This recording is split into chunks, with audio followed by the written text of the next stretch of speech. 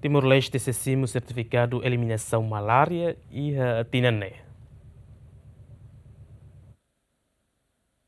Hareba caso malária nebe makto horas ne la resista e a facilidade de saúde sira ter a Organização Mundial de Saúde possibilidade Timor-Leste se simo certificado eliminação malária e a tina rua ronulu recém lima. Representante da Organização Mundial de Saúde e Timor-Leste Arvin Matura teten certificação ne se ia processo lubukida liu e requisitos nebe mak Timor-Leste precisa prense ou de prova Timor-Leste livre husi malária. Last week, we have done a joint training capacity building on elimination. Semana kotuk ia encontro ida ia Indonésia entre Ministério Rua, Timor-Leste ou Indonésia. Deve makalo encontro coordenação serviço com a malária no infante filariasis nia. Espera kata ko encontro entre nação Rua Niané, Timor-Leste mos bele preparaan, o de bele prensa requisito para eliminação malária certificado ne e a hora processo larang. Tamane la o simude certificado, mas vese ia preparação bara, nebe Timor-Leste precisa prensa, tamane ia documentos lubukida, nebe mak se certifica,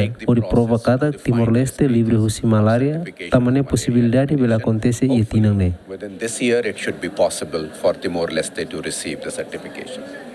Ia tina rihun rua nen to tina rihun rua hitu Timor-Leste resista caso malária liu rihun atus rua. No malária makmoras isin manas nebe causa husi parasita Plasmodium no moras irane hadayat ba ema liu husi susuk anopheles nebe infectado. Tuirdados ia tina rihun ida tusia sianulu resinen Timor-Leste consegue elimina ona moras polio no nemos ia tina rihun rua walu elimina ona teotanu neonatal ia tina rihun rua sanlu resin walu elimina moras sarampu no ia tina rihun rua ronulu resin tolu Timor-Leste elimina moras rubella.